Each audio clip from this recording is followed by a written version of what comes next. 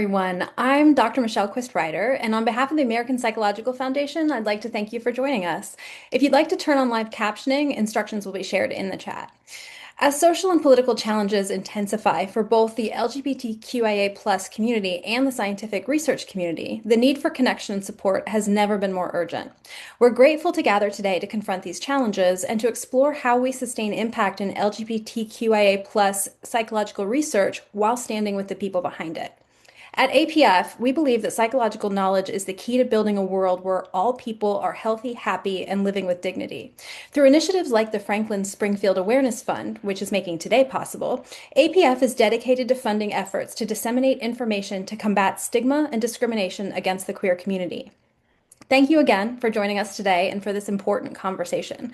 I'm so pleased to now hand things over to our moderator for this evening, APF trustee and chair of our Franklyn Springfield Awareness Fund Committee, Dr. Derek Phillips. Thank you, Michelle. I'm honored to be with all of you tonight as your moderator. Before introducing the panelists, I'd like to share just a bit about myself. I'm currently the Director of Psychiatry at Arcus Behavioral Health and Wellness, a nonprofit group practice in Chicago, specializing in caring for LGBTQIA+ folks. Before this, I was a clinical neuropsychologist and prescribing psychologist in the Department of Psychiatry at Sarah Bush Lincoln Health Center in Central Illinois. Since 2020, I've served as executive director of the APA-designated master's program in clinical psychopharmacology in the College of Psychology and Counseling at Fairleigh Dickinson University. As an APF trustee and chair of the Franklyn Springfield Awareness Fund Committee, I'm thrilled to come together and facilitate this critical conversation at the intersection of LGBTQIA+ identity and psychological research. This evening's town hall will begin with a roundtable discussion featuring pre-written questions for the panel. Following that, we will open the floor for an audience Q&A. As we proceed through the conversation, if you have any questions for our panelists, please feel free to enter them in the Q&A feature at the bottom of your Zoom screen. We will do our best to address as many questions as possible in the last part of the program. As you may have seen in the registration, today's panelists bring an impressive depth of expertise, and I'm delighted to briefly introduce them before we begin. To ensure we have as much time as possible to hear their insights, their full bios, LinkedIn profiles, and websites are available on APF's registration page. With that, I'm pleased to introduce our first panelist. Dr. Paz Galupo is the Audre Lorde Distinguished Professor of Sexual Health and Education at the Brown School of Social Work at Washington University in St. Louis and Director of the Sexuality, Health, and Gender Center. Their research focuses on queer and trans health disparities through a socio-ecological lens, examining how hetero-cis-normative systems impact health and well-being. Paz is currently editor-in-chief for the APA Journal, Psychology of Sexual Orientation and Gender Diversity, and the Journal of Bisexuality. They also serve as co-chair of the APA Task Force for developing guidelines for psychological practice with transgender and gender-diverse adults. Welcome, Paz. Thanks, Derek, and I'm happy to be here and share this time with everybody here. Thanks. Yeah, thank you. Dr. Sharon Horn is professor and director of the PhD program in counseling psychology at the University of Massachusetts, Boston, and professor at the psychology department of University of South Africa. Their scholarship is focused on the intersections of anti-LGBTIQ+ legislation, policy, and mental health, and global LGBTIQ+ concerns. Welcome, Sharon. Thanks so much. Thrilled to be here and so glad APF is doing this. Thank you. Thank you. Next, we have Dr. Joshua Parmenter. He's an assistant professor and director of the Hope, Equity, Affirmation, and Liberation Lab at Arizona State University. Their research uses an intersectional framework to examine how inequity and protective factors shape mental health outcomes for people with multiple marginalized identities, informing both psychotherapy and broader efforts to dismantle oppressive systems. Joshua is a 2023 APF Springfield Research Fund grantee. Welcome, Joshua. Thank you all so much and glad to be here. Dr. Violeta J. Rodriguez, V, is an assistant professor of psychology at the University of Illinois Urbana-Champaign and directs the Health Equity and Action Lab. Her work focuses on parenting and family processes in ethno-racially minoritized and LGBTQIA+ populations. Her work examines how structural conditions and institutional systems shape family well-being, research participation, and mental health equity. V is a 2024 APF Springfield Research Fund grantee. Welcome, V. Very glad to be here. Thank you for having me. Yeah.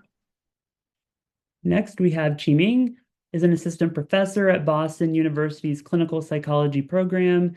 He graduated from Vanderbilt University in 2023 with a PhD in clinical and quantitative psychology. He is also a recipient of the Springfield Research Grant, together with Dr. Violeta Rodriguez, in their work for LGBTQIA+ parents. Welcome, Qiming. Thank you. Happy to be here. Dr. Troy A. Kearse Jr. is a social psychologist receiving his PhD from Howard University in 2025. He is currently an assistant professor at Towson University studying bias, stereotyping, and stigma using an intersectional lens. He was the 2024 APF Springfield Dissertation Fellow. Welcome, Troy. Hey, happy to be here. So excited for this conversation. Let's get it going. Yes. Thank you all again for joining us today. I'd like to kick us off with a very timely question. How has the current political and social climate, both in the short and long term, shaped how we view LGBTQIA+ mental health? And what implications has this had for the way you approach your research with queer communities? Derek, that's a big question. But if we're thinking about it in terms of just LGBT mental health, I mean, it feels like every day there's a new fire, there's something coming at us. I think it's forcing us as people in the queer and trans communities to be really flexible, but also really balance our mental health with finding joy and and also really protecting our safety in a way that is a huge challenge. As a researcher, one of the things that I'm really focused on is trying to do more community-based research so that my research really has a direct impact rather than some of the conceptual stuff, which I love to do. But it feels urgent right now to be really addressing the questions of folks in the community. And so it does shift my research approach a lot. And then also, I recently, in 2.5 years ago, shifted from doing research actually at Towson University, where Troy is now. But in Maryland, it's a sanctuary state. And so doing queer and trans research in that environment is very different from where I am now in St. Louis in Missouri, which is one of the more devastating places to be. I'm up for that challenge, but it's a really different framework to think about. It feels more urgent, and actually, the people here feel like it's more urgent. And so, I enjoy actually the energy of matching that urgency. Sometimes when I was in Maryland, I felt like people were like, "Ah, we're all right." And so I think that part of it was difficult, but I also think knowing where we are, really trying to decide, for me, trying to decide what research matters the most um, to the people that are the most vulnerable. And so I think that I've really dug into doing research specifically for trans and non-binary folks and for trans and non-binary folks of color who are disproportionately impacted by everything that's happening right now. Mhm. Yeah. Thanks, Paz. Does anyone else have anything they want to add to that question?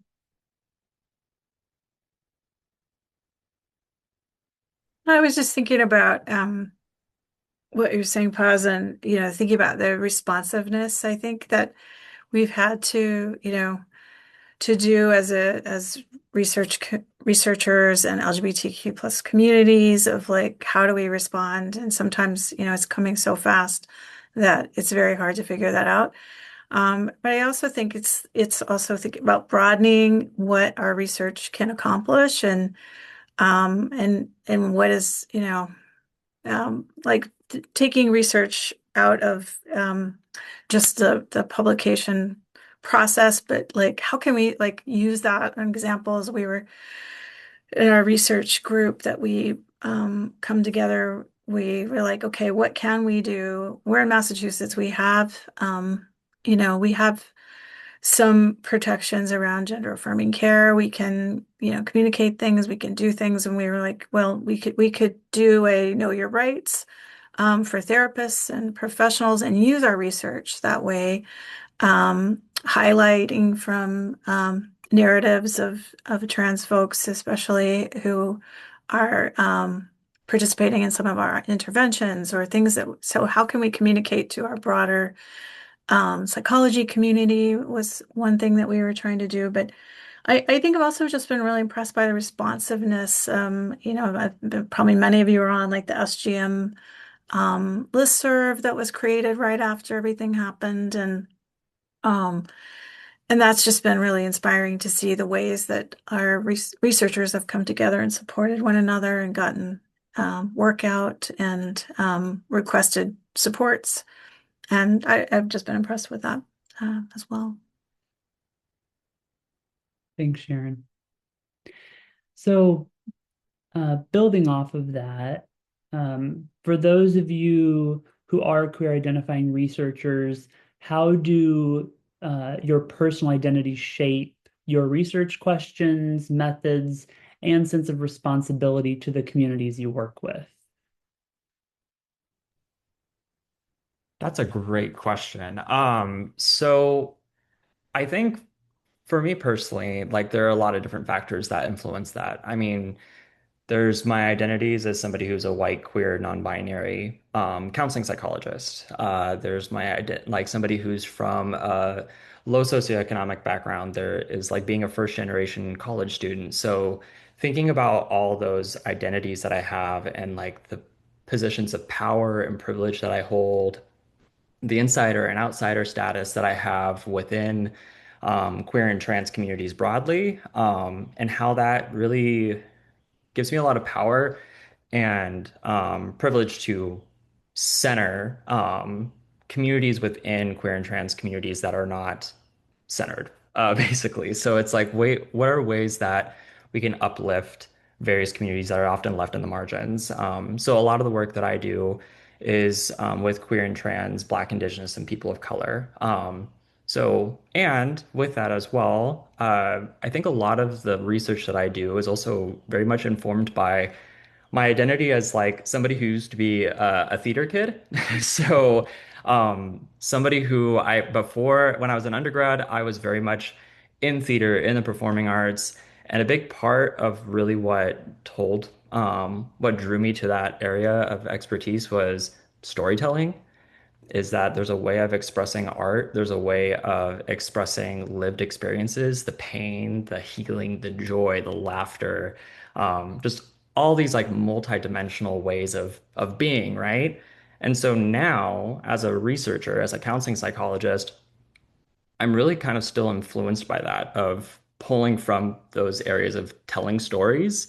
Um, in like a qualitative way. So it's a way of, yes, I'm doing the research, but also really informing like what kind of story do I want to make sure gets out there. And so kind of what I was mentioning earlier of like using my status of who I am and the positions that I hold with that storytelling kind of value that I have of like what are ways that I can tell stories of communities that are often not centered and they're often left in the margins, but also telling stories of how they've resisted oppression, how they're healing, how they're experiencing joy. And so that's very much of like what influences the work that I do now. Thanks, Joshua.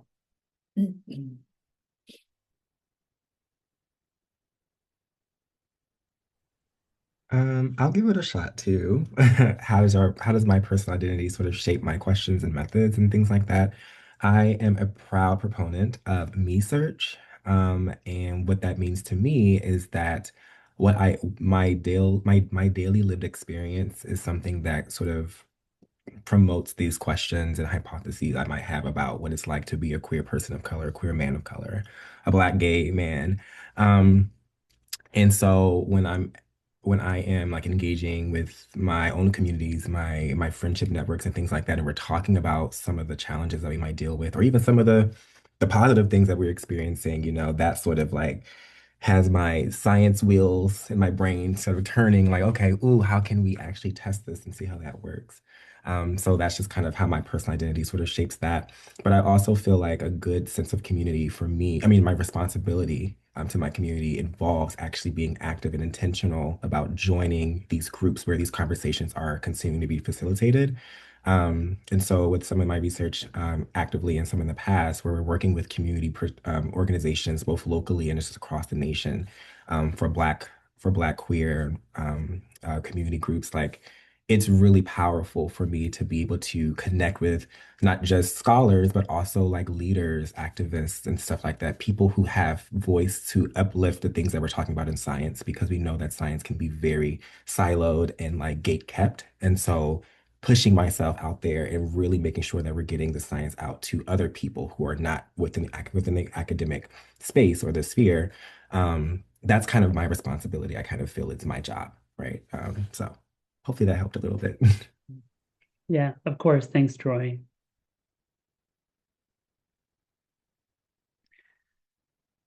So researchers often face hurdles that can make pursuing this work more difficult. So what institutional barriers such as IRB challenges, administrative resistance, or lack of funding have you encountered in your research careers, and what forms of institutional or systemic support have been most critical in sustaining your work?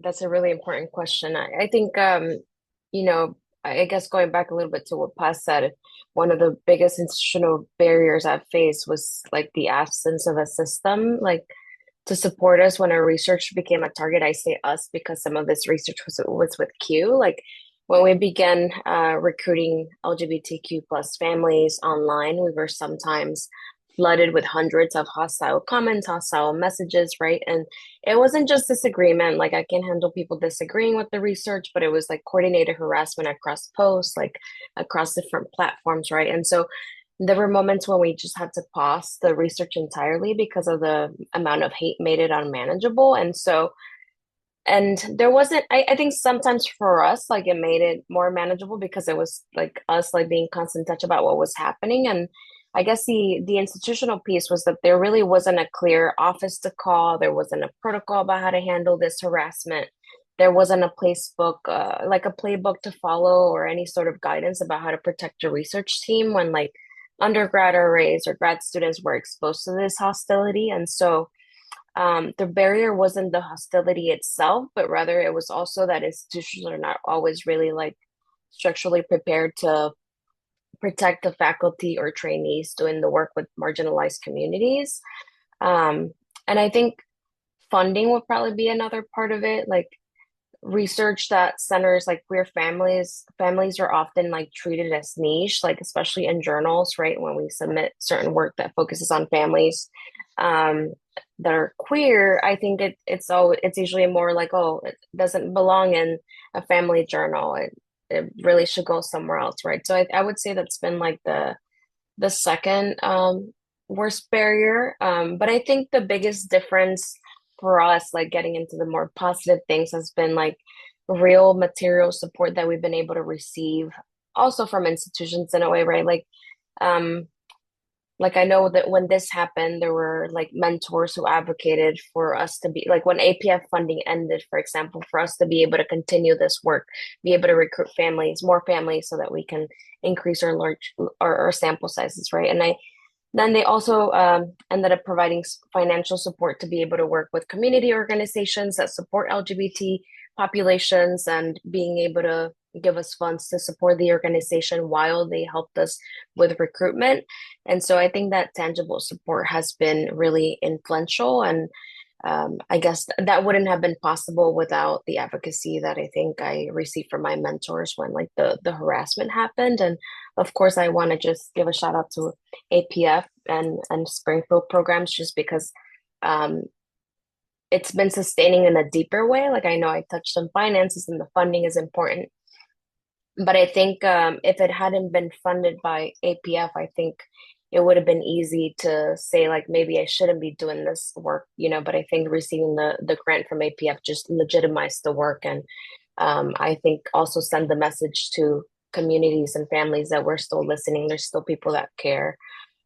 So I guess I've said a lot now, but I wanted to end on that note. On that, at the end of the day, it's really about the families. Thanks for saying that. The APF, as Michelle said at the beginning, we're committed to doing this work and helping you all do your work. So it's really our pleasure. I also just want to give a shout out to V for being at U of I because that's like 45 minutes away from me. Grew up going to U of I, so I just wanted to give a shout out to you. Does anyone else want to add anything to this question? I think I'll just jump in and say that mine, along with most people who had NIH grants that were queer and trans focused, so those were systematically terminated last March. Some of them have come back online. Two of mine have come back online, and I actually just received news this morning that looks like an additional one is going to come back online, which is great.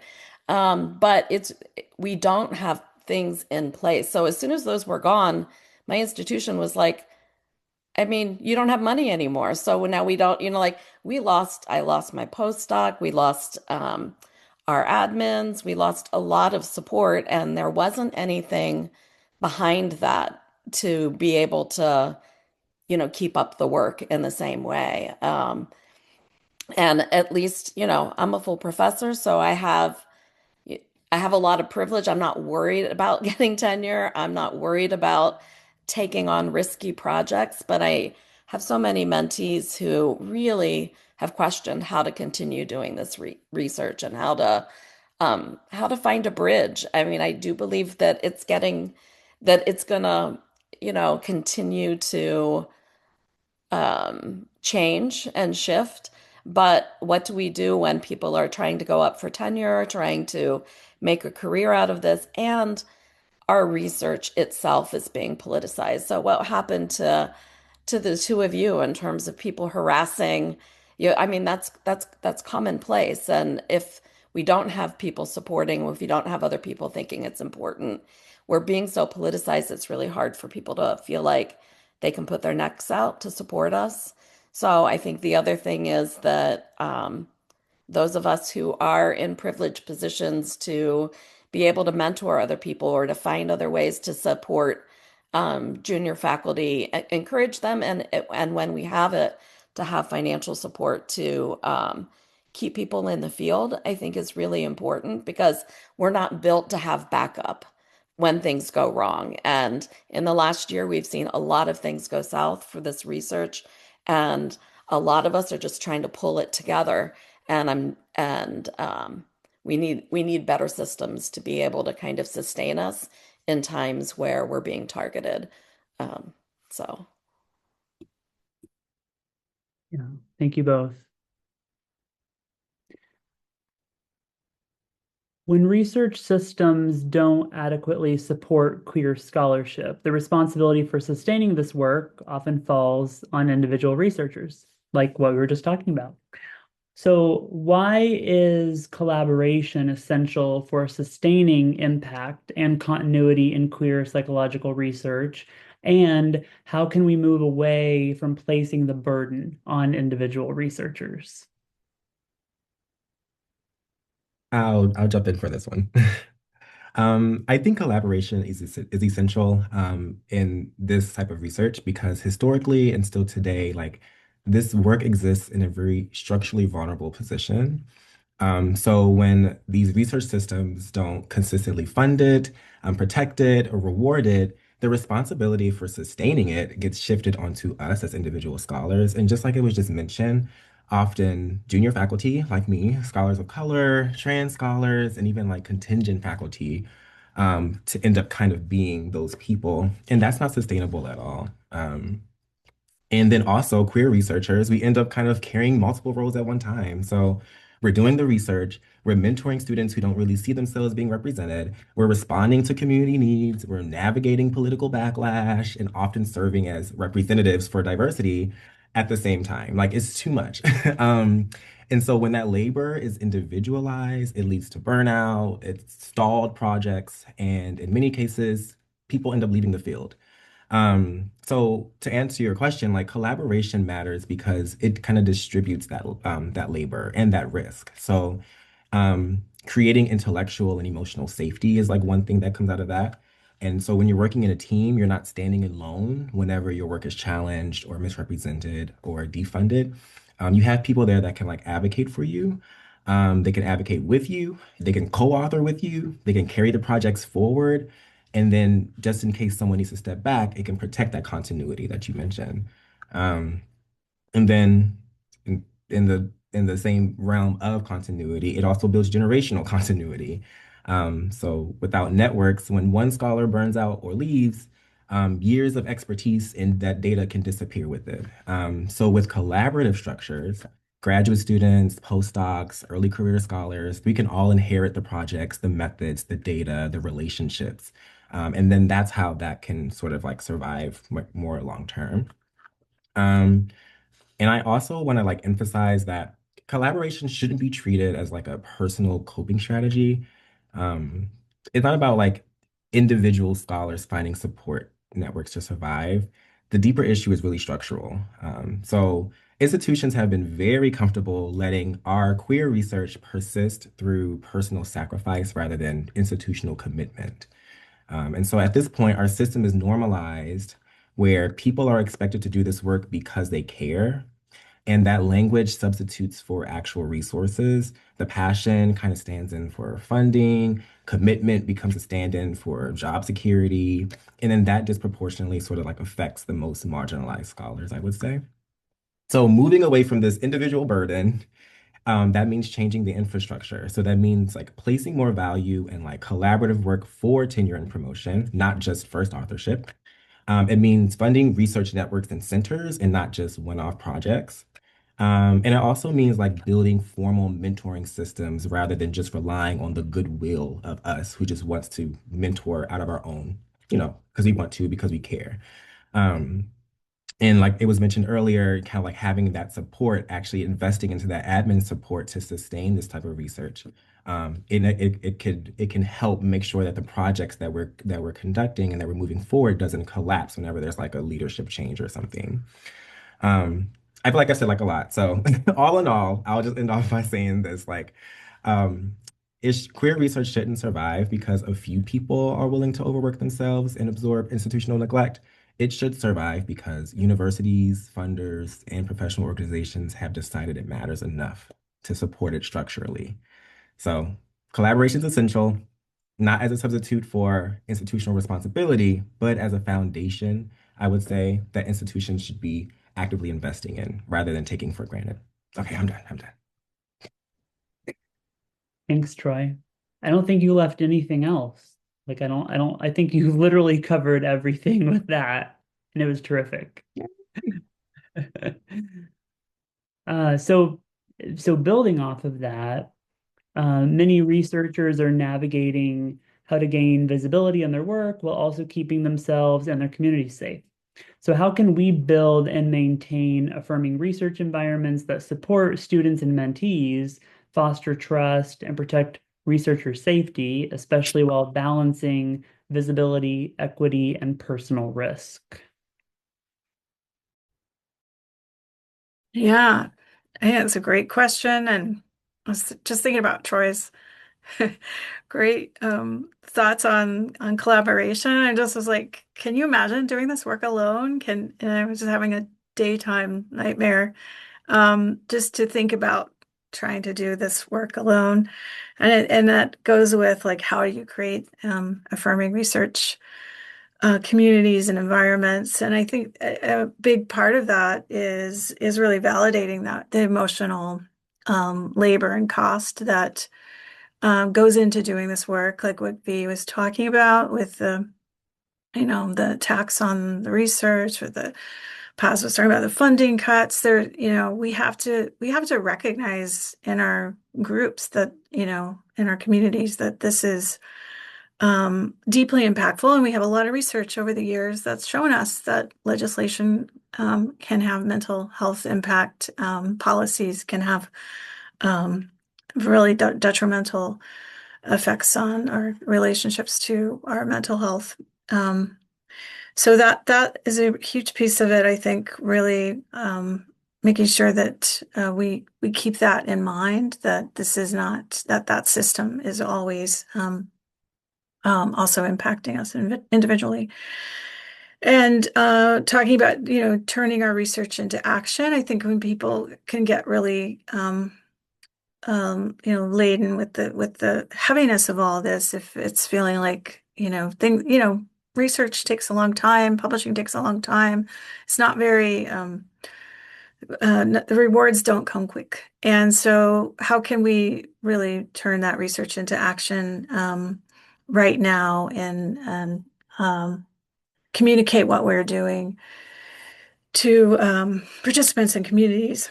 I think that's been incredibly important for us to have solidarity. We have once a month a super lab meeting of everybody on campus who's doing LGBTQ plus work, and bring everybody together and just trade information and resources and supports. That's really fun. I think, what's important in our community is that, we kind of own pride. We really need to keep that pride going, and that's our thing. And some of that is like having solidarity. As researchers, some of our research team members, helped with a writing project, letters for trans youth. We went to a research group. We went to drag brunch recently. We're going to queer comedy next week. I mean, we're lucky to have those kinds of things accessible to us in Boston, but finding that solidarity, even if it's not, if it's less formalized than that, but taking pride in that, and also, as part of that safety, or creating that affirming space, recognizing that visibility is not equally safe for all, depending on where people are living, and what comfort levels they have, and what's safe, and who's most targeted, of course, right now. So, and having conversations about that, of comfort in giving presentations, or disseminating research, or being on social media, those kinds of things are really important to keep talking about in research spaces and community research environments.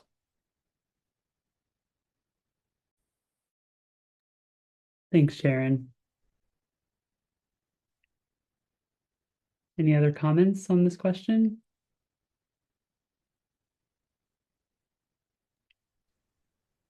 I think kind of no, I agree with everything Sharon shared, but I think going back to what I was mentioning earlier about kind of the harassment that we experience, I think we had to be more intentional about or really we realized that we require like intentional structures, especially for students and mentees, like having clear norms around safety, like what to do, um, having explicit conversations about visibility and risk, like having conversations about whether they actually want to continue this work. Like I know, I mean, I'm early career faculty, so I think I'm maybe I'm just as much as at risk as a student, but I think I definitely have a lot of privilege in my role as a faculty member compared to my students, and so I think I've made it clear that they're not expected to put themselves in harm's way if they feel they're not being supported in continuing the research that they're doing, and so. Um, I think I've also had to model boundaries as a faculty member for my students and my mentees, like showing students that it's okay to say no when you're like dealing with harassment or you're dealing with these questions or constant everything that's been happening. And so I've had to normalize that saying no, it's okay. Like it's okay to step back. It's okay to prioritize well-being when you're doing this research. And I think that transition into graduate school for students is challenging, right? And so as an early career faculty member, I understand that. And so I've had to be intentional about creating that structure for my mentees, especially in this environment. So that's probably the only piece that I would add. Yes, thank you. So in times of heightened political and social stress, the emotional weight of this work can really add up. So how do you navigate compassion fatigue, vicarious trauma, and burnout during periods of heightened political and social stress? And what practices have helped you build and maintain resilience? I will take a stab at that. Thank you for the question. Uh, I think it's such a hard question because, how do you build resilience? Is resilience the right thing to talk about? And people definitely don't talk enough about the emotional labor of doing this work at this time. So I think like one thing is sort of like differentiate urgency from like sustainability. I think with the current administration, it sort of feels like a whack-a-mole game where things they just keep coming and they don't stop. And I think at the beginning I was like more inclined to like, oh my God, this happened. And I've been texting everyone and then like now I'm sort of like taking a different approach. I was like, well, maybe that is exactly what they want us to be doing, just like living under constant stress and there's always a new thing. And I think it's hard not to feel the sense of urgency, especially, because I study queer family and that's I feel it's like especially attacked by the policies in this administration. But it's while we want to be sensitive and also adapt the approach of our research to the current context, I think it's also very important to just keep focusing on what we have been focusing on, which is doing the kind of research that could have longer term impact that hopefully could outlast the current moment. And then another piece to build resiliency, which many other panelists have already touched on, is like collaboration. And I think it goes a little bit beyond just like research collaboration with your mentor, with your students, with allies, but also being able to share like things outside of research with people you like. That sort of more like on a personal level collaboration, like community, that's much more important to me because I feel like, yes, like Violetta and I text all the time, and like, yes, discussing research is so great and exhilarating, but I think gossiping is better and that really helped me build resilience. And I think the last thing I would say, which we mentioned a little bit, is to like build a boundary. But it's not just building boundary like we describe. I think there's also like I find it helpful to set some boundary between work and life. Uh, and it's so hard, like because it feels like academia is sort of selecting or filtering people who don't have that boundary, and that's how you become more successful. But I feel like at this particular time, really protecting yourself from the constant news cycles and sort of saving time for things that bring you joy, the things that bring you comfort, like for me, Drag Race, Real Housewives, and Traders. Those are great. And that helps. Like you cannot just be in this work 24/7 all the time. Like I just think there need to be some moments away from this work in order to do better at this work. Okay, I think I've said enough. Yeah, thank you.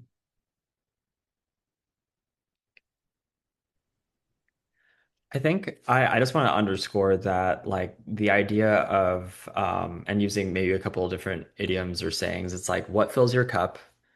No one is alone on their own island. Like you're often in community. And like I just underscoring everything that you were just saying of that like my collaborator, like the people I collaborate with are not just research collaborators, they're also like my dearest friends. The people that I like send text messages to at like 1 a.m. if I'm awake. And like and saying something funny and hilarious and finding joy in this current context that we're in. Like uh ways that we can create sustainable lives outside of our careers and being able to kind of like what we were talking about previously, of like being able to say no, drawing a boundary. I also think that just to kind of underscore a point that um, we've been talking about, and Troy, I believe that you were talking about this as well, is just that resilience and addressing like our own individual burnout, it's not just an individual thing, it's also going to require a lot of like structural transformation as well. Um, like if we think about it, it's not just like it's a trickle down effect. Like if we're experiencing so much like pressure from legislative forces, that's going to seep into the cracks of like institutions that we work for, which then seeps into the cracks of like the pressures that our departments get, which then hits us as faculty members, which then impacts our students as well. And so it's like it's not just an individual like how can I prevent burnout, but it's like we're all trying to think about one another as well. And so really thinking about how can I, yes, I do need to figure out my own individual like ways of coping and sustaining and resisting during this time. How can I heal during this time? How can I also protect my students, my mentees? And at the same time, like we need larger kind of like reform here to like really make sure that this is sustainable across time. Yeah, well said. So we're gathered today under the banner of APF's Franklyn Springfield Awareness Fund, which supports efforts in combating stigma and discrimination against the LGBTQIA plus community through psychology. This question is for our Springfield grantees and fellows on our panel. How has funding from the Springfield program shaped your career and benefited the communities your research serves?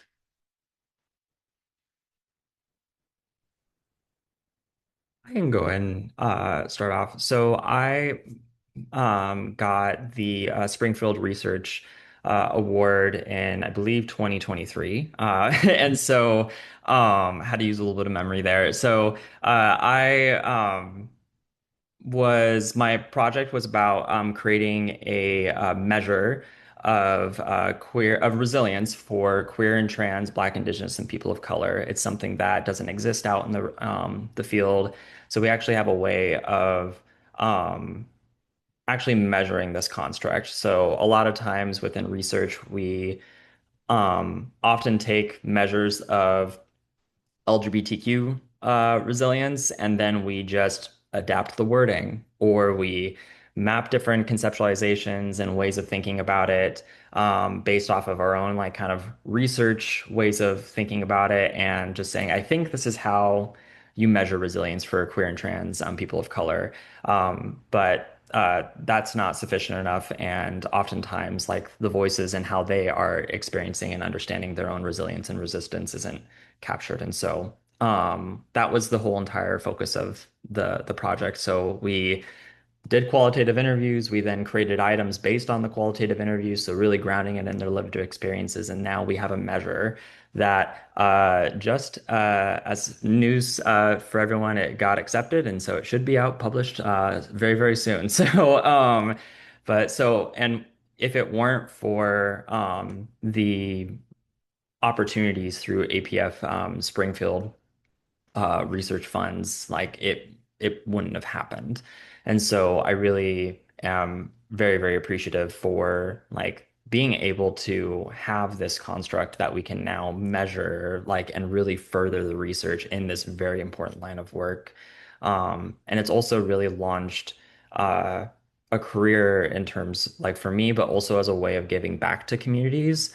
So now really focusing on not just that measure, but just focusing on healing within queer and trans people of color communities. And right now we're actually creating artwork based off of that. So kind of going back to my theater roots and my like identity that I will not let go of is really trying to give back to communities outside of research articles and um, finding ways of capturing strength and resilience in art and to give back to communities as well. So I thank you for this opportunity, APF.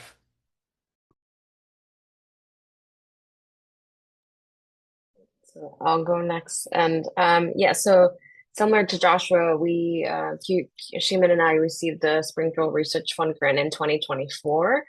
And so, fun fact, that was like a semester after we started the tenure track. So, I mean, it was very validating for that to be like one of the first grants that we received, especially together. And so, we were essentially trying to study the effects of discrimination on parenting behaviors, and then turn how that influences parent and child health in queer parents and their kids. And so, um, I guess we were using multiple methods to try to get at this question. And so I think, as I mentioned earlier, I think this project meant a lot because we were able to, one, compensate families fairly for asking them to do many things in a time when they're already juggling so much as families. And so I think for the families themselves, I think it's been important to part of the study includes doing qualitative interviews, and I think it's been very evident that families or parents are just very relieved to be able to speak about what they're experiencing in some way, or that someone is listening at all. And so I think that's been very important right now. So besides kind of the professional validation, I think has been very important to feel like we're also helping validate the experiences of families and really center their experiences in a time when maybe they don't feel that's happening at all. Um, and I think as an early career researcher, having funding that explicitly values this work with queer families has been very powerful. Like, I think I alluded to this, but I really felt like it has really legitimized our work. It has made it easier to advocate internally and stand firm when questions come up, when resistance comes up.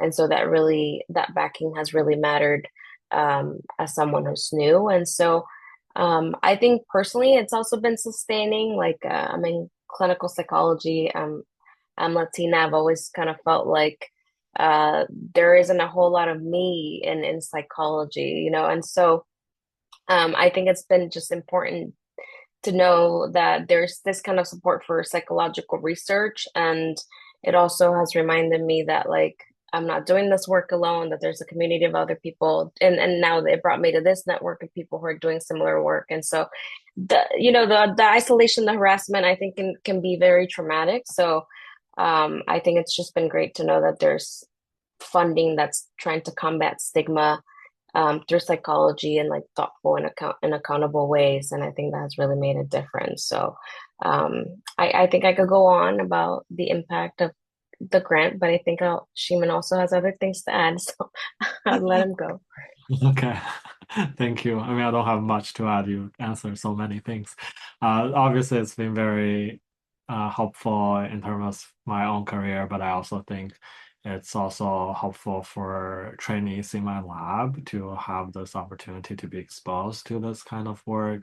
I think like in the current climate, you know, there's this uncertainty, I think, especially with trainees who are more junior. They're like, oh, okay, now I got in grad school. This is the kind of work I want to do, but will this kind of work be supported by the larger environment? Is it still safe to do this kind of work?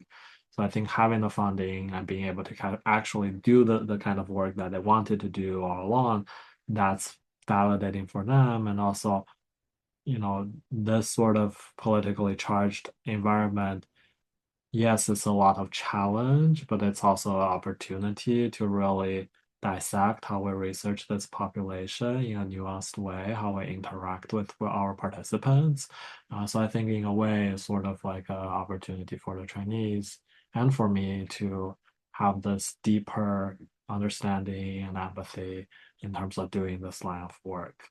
And I mean, there's other like material benefits having generated like, preliminary data, hopefully for larger grants. And B and I have already published quite a few papers of this data. So I think it's very, very productive and it's tremendously helpful for like career faculty like me.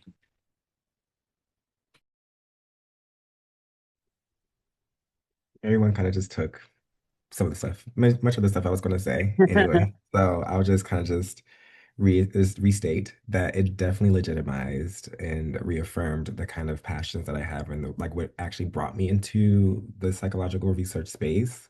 I mean, I got the dissertation fellowship, I'm the dissertation fellow. So I was a grad student who did not have any grants at that point that I was the PI for. Sure, I collaborated with external, like with other grants, for other PIs, but this is my first time actually like submitting something for me.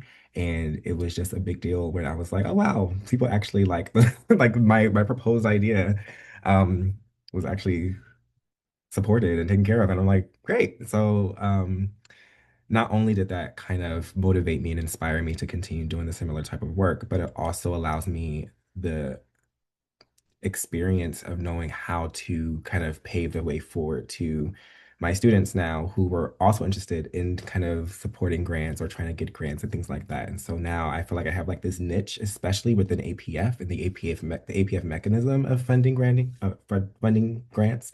Um, in Springfield in general, I do think now I kind of have like this niche sort of idea of like how do I navigate this? What are some of the important things to put in there? How can we build off of it and things like that? So yeah, I'll just keep it brief. Everyone else kind of said it, but yeah, it was definitely reaffirming and definitely looks good on my CV and kind of helps, I'm sure it looked good for people to hire me. So here we are. Yes, absolutely. Thank you all for your insights on that.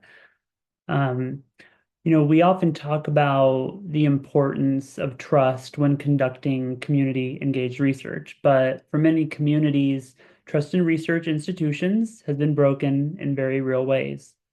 What are some direct, tangible ways researchers can build and sustain trust with queer communities, particularly those who have been historically marginalized or harmed by research institutions?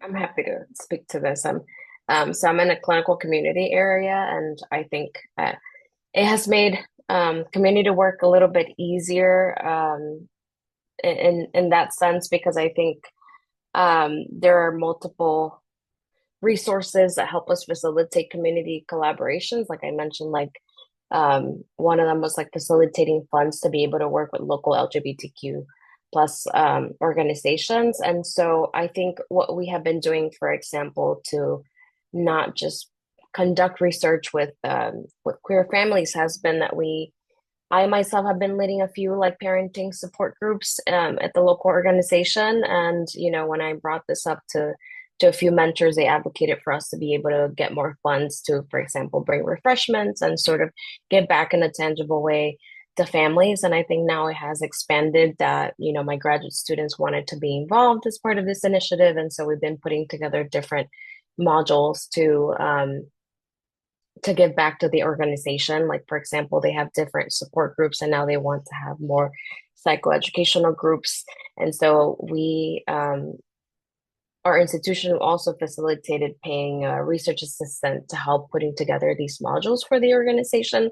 So I think it's just been great. I mean, obviously the grants publications have been great, but like just having that partnership that we can go back to and like knowing that there's parents that have benefited from these groups. And a lot of the groups have been on parents who are trying to support their youth who maybe just came out or they suspect maybe in the process of coming out or exploring their identities, or in other cases, it's been parents who are sexual and gender minorities themselves and are also trying to navigate different parenting questions, how to talk to their children about their identities in the current political climate. And so it's just been nice to be able to give back. And I think that sort of natural relationships that we built with both the organization and with the support group participants that easy to invite them to participate in the research. And I think they now also understand kind of what we're trying to do, that we're not trying to just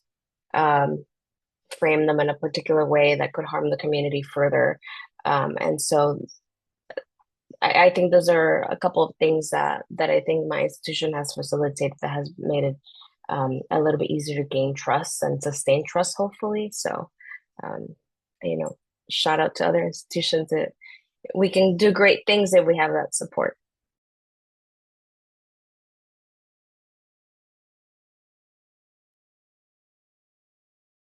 Does anyone else want to add anything to that?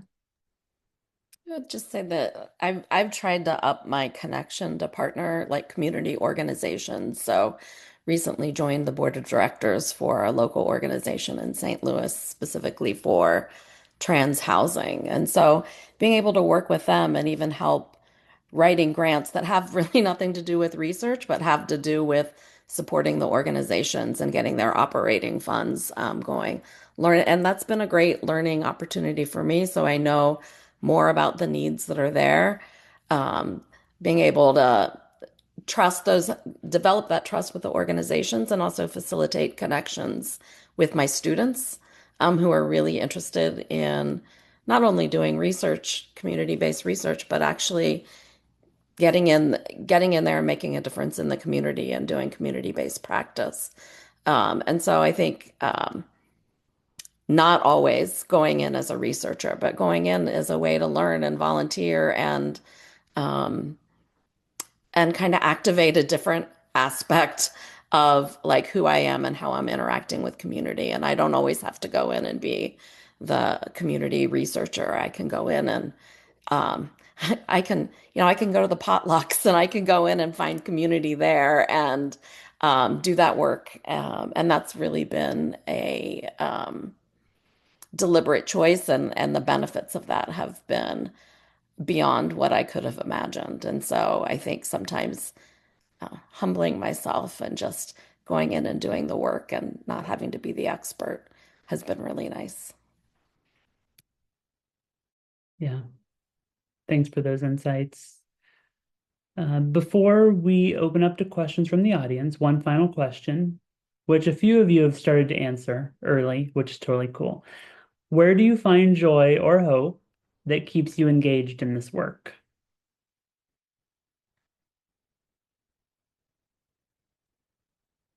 I I heard can Doug. answer about hope. I think the people of Minneapolis give me hope. The Bad Bunny halftime show gave me hope. The people that were painting over the rainbow sidewalk outside Pulse, give me hope. My student coming in this week and telling me her relative who voted twice for Trump is now saying, can't believe he did that. And queer and trans people standing up, and new research questions from students that are innovative and thinking about policy, and this next generation of scholars and practitioners. It's just very exciting. Those are things that give me hope. LGBT activists and psychologists who fled Russia and are still doing the work in exile to serve LGBTQ plus people in really challenging contexts. So those are a few of mine. I'll say quickly, for me, like we've done this before. I'm not gonna say we've done this before exactly, but like this is not new to queer communities and queer people historically. Like we have gone through all types of like crazy, like systemic and structural inequities, and we have overcome them in so many different ways. So for me, like when I reflect back on the power that people's whose shoulders I'm standing on and the power that they had, I mean, it just motivates me to say, okay, this too shall pass. And so it might look different. It's an obstacle, but it's an obstacle that we can face regardless. So that for me is like, oh yeah, like I have the hope. And also what makes me happy too is I mean, I'm in my first year in my assistant professorship. So obviously, that comes with like a flood of students who are like, oh, I really like your work. I really like your work. I want to work with you. I have all these different questions. So kind of what Sharon was just mentioning, like, oh my gosh, the next generation of scholars are like very excited about kind of pursuing this work despite the challenges and obstacles that we're navigating right now. And I'm like, okay, well, if they got the power and energy for it, then so do I. So that's kind of energizing too.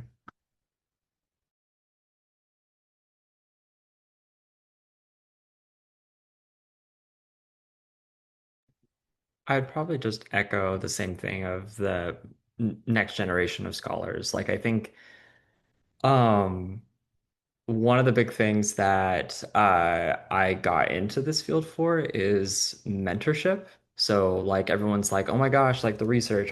Like, yes, I love research. Don't get me wrong. Like I'm all for research. One of the big things that I keeps me in this field is the training, like giving, like being able to mentor students, um, and just see their growth, see the things that they're passionate about, being able to model for them, not perfect by any means, but being able to like show them like how to draw boundaries, how to like engage in this work, how to balance personal and like professional obligations. Um, but being able to sit with them in their humanity and sit with them in we're not even talking about academic stuff. We're just laughing about something that happened on out on the traders or on Drag Race or something like that. Like just being able to with people in their humanity and like experience that joy gives me a lot of hope for like continuing this work. That there is a lot of energy behind this and that like what Troy was just saying of like the this will pass, hopefully. There's a lot of hope there and anticipation of hoping that this will pass, as well as, yeah, kind of like sitting with that like historical resilience and um, the kind of existence is resistance kind of mentality as well. I guess I'll add that I get joy from Josh's 1 a.m. texts. Um, I also think that as we're talking about like history, I've been doing this for a long time. And one of the things that I really enjoy just about doing research and being a professional in this career is how much, yes, the oppression has been happening for a long time, but the way that I get to engage as an academic is different all the time, is different every day. What I draw on in terms of joy is different every day. The way in which, my research questions have shifted. I'm never bored. So we're always getting, there's a lot of challenges and new shifts, and there's a lot of ways that we get to shift and engage. I feel like I've been doing this almost 30 years, and I feel like I'm still new. I'm excited about whatever my next research is going to look like. I'm excited about the opportunities in the community, and as much as we've talked about obstacles, we have seen places where I don't think my position would have existed. It didn't exist. It was a new position that at a research one institution that is saying, hey, this work is important and we're putting money aside to be able to do this work. And so as much as we're seeing barriers, we're also seeing people notice that. And I think there are new paths for us to engage in this work, to continue doing the research, to uplift one another. And yeah, we're going to get through and we're going to learn and grow kind of as we pivot through it. And so there are times, even hearing the conversation and thinking about this, that I feel really tired. And there's also times when I'm like, you know what? I feel as new as I remember, Troy, when I started almost 30 years ago at Towson University and feeling excited, and I still feel that excited in the field right now. And so I think we take the obstacles and but we also take these opportunities to grow and uplift, and we are still here, and we're meeting the challenge. And so this has just been a great space to um, feel in community and feel validated in the things that are really hard, and also feel just grateful that we're here and that we have this forum um, and can take from this momentum kind of into the next phase of whatever this is going to look like.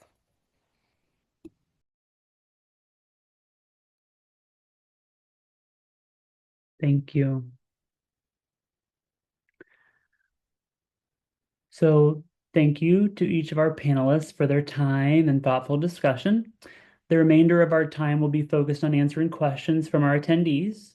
Feel free to send any questions you have using the Q&A button at the bottom of your screen, and we will do our best to get to as many as possible. And I actually have already I have one comment and one comment and question for our panelists. The first is from none other than APF's president, Dr. Melba Vasquez. And I really wanted to read it out to you all. She says, I so appreciate this panel. I'm impressed, inspired, and encouraged by the insights and messages. And thank you, Melba, for being here and for supporting Springfield. I also have a message from Dr. Dan Abrahamson. As a brand new member of the APF Board of Trustees, I'm curious to know how you learned about the availability of the Springfield Psychological Research Funding. I also want to add how incredibly impressed I've been with the perspectives all of you have offered in this discussion. So I don't know if those of you who are awardees would like to comment on that.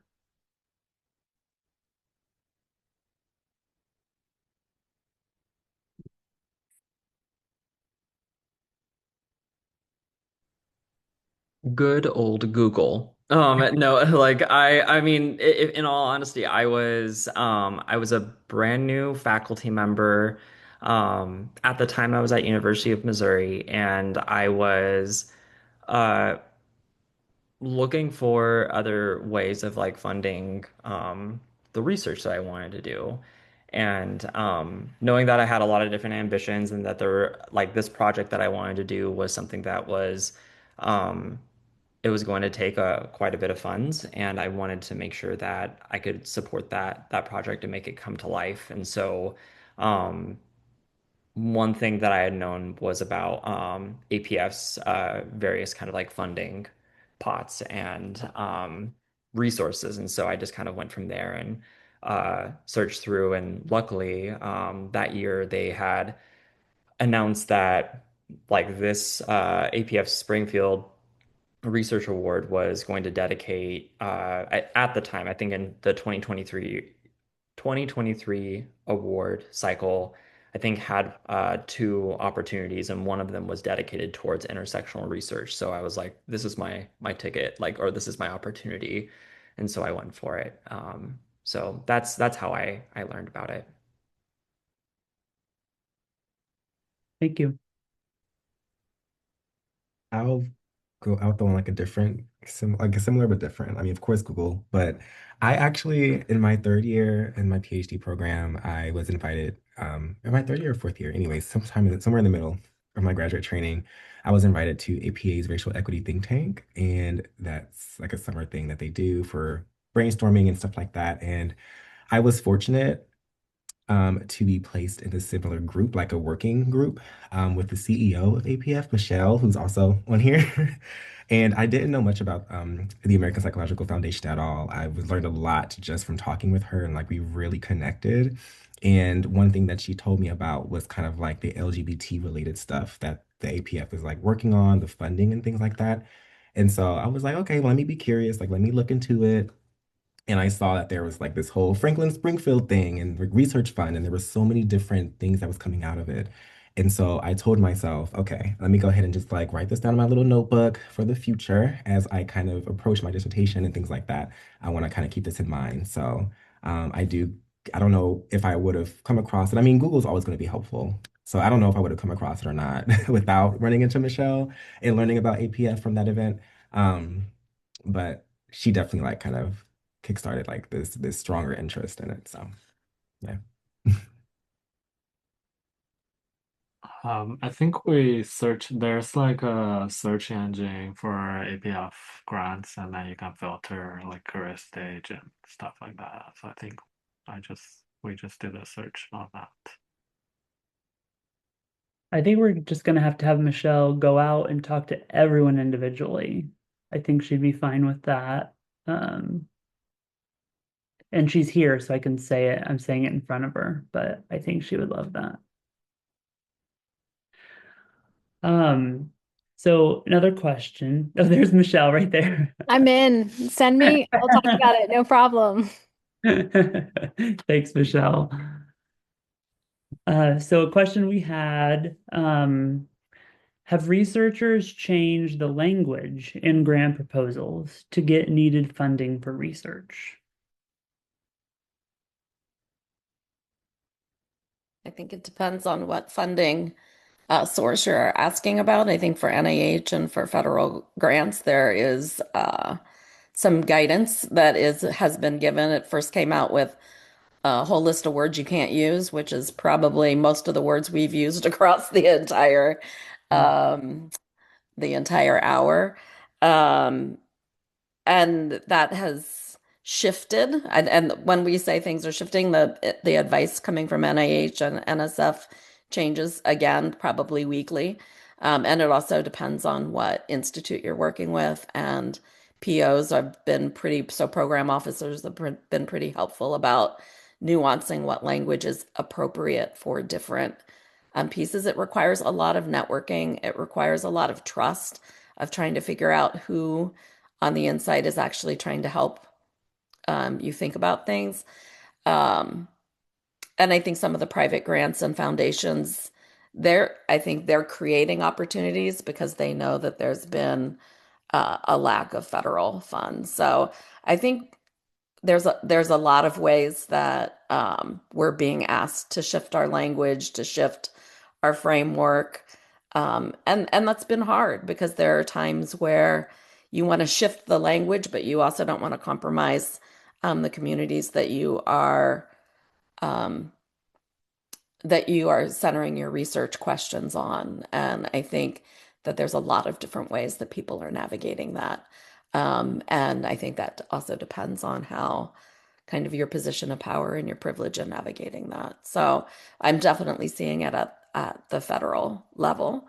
And I'll also just say that it's a little bit off topic, but I do think that there was advice being given even early on about like what's appropriate to publish in terms of in journals and peer review journals. And early on, people were saying we shouldn't some of the messaging from the government was like we shouldn't be publishing on this and we shouldn't be using these words in journals. And there's been a lot of resistance from editors who've come together and said, yeah, we're not going to do that. Because just because it's suggested doesn't mean that we are going to comply in advance. And so the messaging is sometimes being suggested and sometimes it's not really something that we have to that we're being forced to comply with. Um, so I don't know if other people want to speak to what's happening at the foundation level. Well, I'll actually just jump in and say, for Springfield's part, within APF, that is exactly what has fueled, uh, really all of our work recently, is knowing exactly what you just said, Paz, that there's have been a lot of, we'll say, shifts at the federal level with NIH and SF, as you said, and the Franklyn committee has really felt a sense of urgency on your behalf, felt that sense of urgency, and that's the reason why we are doing these town halls. That's why we are really trying to put the money where our mouths are and say, this is important work, and we want to do everything that is within our reach to help make sure that this really, really important, critical research is still done. Got some more questions here. Um, so, a question here we have, given the US remains one of the few countries that still permits some funding for LGBTQ plus research, many international researchers remain interested in applying to US funds that are open to funding international LGBTQ plus research. Unfortunately, because of the current sociopolitical climate, a lot of the fundings have now limited their focus entirely on US-based LGBTQ plus research. How do you um, how do you posit these researchers can make their applications more competitive, like with US-based foundation grants? So I don't, if you can offer anything on that, that's great. That also may be something that staff from the foundation could potentially look into. And uh, also, Dr. Vasquez also chimed in. We want to push back, hopefully in ways that do not endanger our researchers, providers, and communities, but we must continue to support our identities, communities, and values.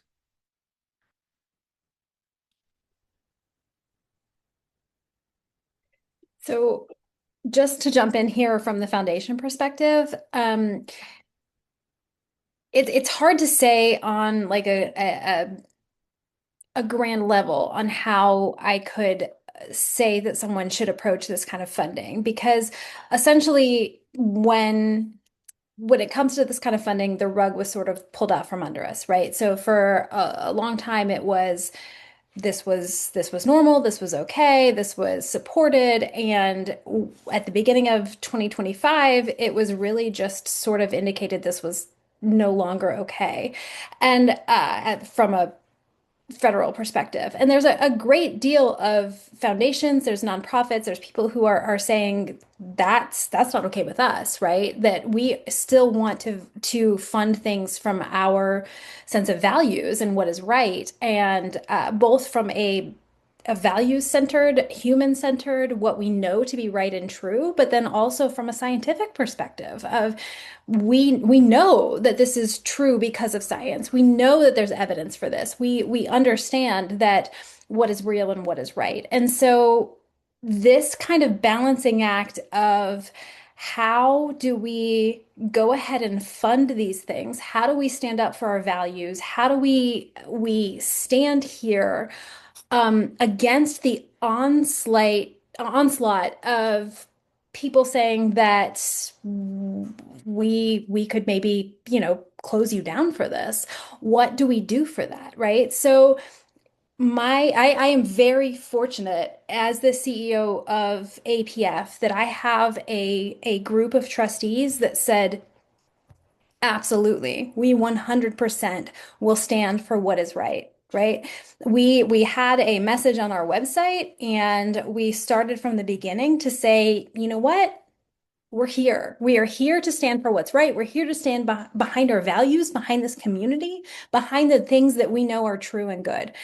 But we also were kind of in a privileged position that we had to recognize that we didn't have government funding that we had to try to defend. There are organizations that their existence relied on government funding. And so that is a much more difficult question than what we had to face. We only had to face, do we stand up for our values or do we not? And we said yes. And I'm proud of that. But I can't really say that those the other foundations who were relying on government funding that they were facing the same question as I was because they really weren't. So it's hard to say from a global perspective, this is what you do, this is what you say, this is how you get that funding. It's hard to say that because when the global perspective is pulled out from under you when you no longer have the national investment, the federal investment in what you're doing, when the federal values change that drastically in such short amount of time, it leaves you kind of adrift as to what what do you actually do now? So I can't tell you what you say globally. I can tell you what you say to me because I know what my group stands for. And I can tell you that there are a lot of people in our corner. There's a lot of foundations that I talk to. There's a lot of nonprofits that I talk to that are here with us, and they want to stand for the same things. They want to stand for the same values. They want to represent. There's so many more people for us than there are against us. It's just hard sometimes to make that voice heard when there is so much shouting against us from the other side. And I don't have to tell all of you that. I know that. I know you all know that. You all hear that, you feel that. So my my best advice would be to seek out the warm corners, seek out the people who are with you, talk to us, ask us, find out the people who are in your corner and talk to us because we're here for you. And that's probably not the answer that you would like. I would love to tell you, here's what you say, here's what you do, here's where you go. Um, and I can't, but I can tell you that I know so many people that are here for you, that want to be here for you, that stand here for these values with this community, with these people. And so I want you to trust that even when it's not readily apparent. And I 100% believe that we will get through this. Like there are so many people that are for us, that are in this battle, that I 100% believe that we will make it through this, even if it doesn't look like it right now. So that might not be the answer that I wish I could give, but that's the best answer that I have. Thanks, Michelle.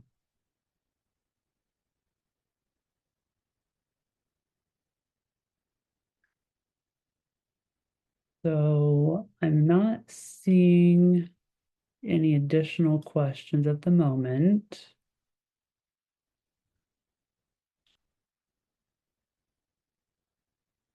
Okay, so we're going to say that was our final question. One final thank you to our panelists for sharing their time and expertise. A huge thank you to all of you who attended this event. We're honored to connect and build community with you. APF is proud to leverage psychology and philanthropy to work toward a world where every person can live a life that's happy, healthy, and dignified. Make sure to follow APF on social media to stay up to date with future events and initiatives. Have a great evening.